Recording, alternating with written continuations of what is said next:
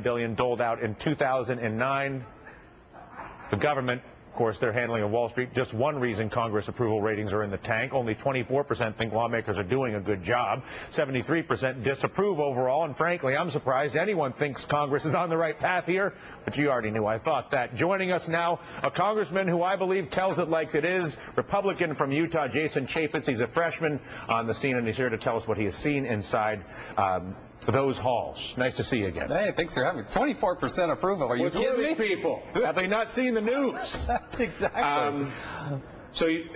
Again, Tom Coburn has come on this show in the past and said this. He says it partially tongue-in-cheek, partially not. He says, here's the problem with Washington. Experience works against you. You show up, you think you're working. You show up working for the people. You pretty soon find yourself working for the special interests, and you end your career working for yourself. Where are you in that progression? Well, you got to stay rooted in working for the people. I did not get elected by the establishment. When I ran, I ate a 12-year incumbent Republican. I ate one of our own to get here. I had Orrin Hatch, I had Senator Bennett, I had George Bush, all came out against me. I was outspent by $600,000.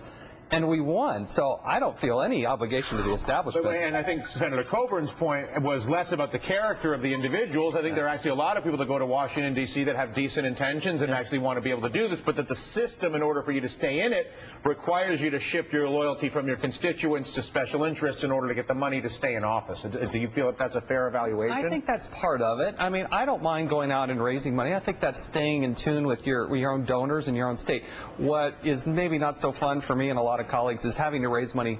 And maybe I'm just too naive as a freshman. I like to say, hey, look, I didn't create this mess, but I am here to clean it up. When I became convinced internally that it was okay if I lost the election, my life would go on, I became a much better candidate and a much better freshman member of Congress. And so I really do believe the only way that I'll continue to be able to represent the people of Utah to Washington, not Washington to Utah, is if I stay rooted in that. And if I don't, they are to kick me out just as fast as they can. Incumbency should be a burden. And there are a lot of lies that come out of Washington about incumbency. For instance, the number of years of service does not equal seniority. It does not. You're elected, you're appointed by that, by your colleagues. I'm a freshman. I was appointed as a ranking member. That guy sitting to my right of me had been there 10+ years. Now, I give a little credit to John Boehner for doing that, but there are some lies that come out of these incumbents that shouldn't be stood for. So let's just cut to the chase. Yeah. What's the most screwed up thing you've seen since you've been down there? Like either culturally, like the thing that's most disgusted you, most surprised you, most amazed you? How much a grip the majority party has on dictating what comes to the floor. As a freshman member of Congress, even if I'm in the minority, I should be able to offer an amendment to a bill. But you can't. You have to go to the Rules Committee and go get permission from a people that don't even allow cameras in that room. That is just absolutely stunning to me. You couple that with the idea that you got to go out and raise all this money for the party. Can we fix it? Do you feel like we can fix it? Yeah. I'll show up every day and do this show. You keep showing up in Washington, D.C. You think we can fix it? I think that pendulum of power is going back and forth real quick, and a whole new group of people are about to come into office based on the idea that we got to change the way we do business. But that's why this pendulum is so quickly shifting off to the other side, because we haven't fundamentally changed the culture and the way we actually move bills forward in Congress. It'll be interesting to see if we move from a policy debate in this country to actually a reform and process reform, which I think is the reason why people are so You don't skeptical. get the process right, you'll never get a good result. Yeah, absolutely. A pleasure to see you. Thanks for having me. Enjoy your time in New York. Thank you. All right, Jason Chaffetz, a man who sleeps on a cot in his office in D.C. Nice to see you. Up next, an update on the human drama unfolding down in Chile. 33 miners, hours away from freedom, 69 days, trapped underground. You know the horror underground, but what about the horror back on the surface when they find out that their wife and their mistress are both waiting for them? We're back after this. This is Stephen, a busy man. His day starts with his arthritis pain. That's breakfast with 2 pills.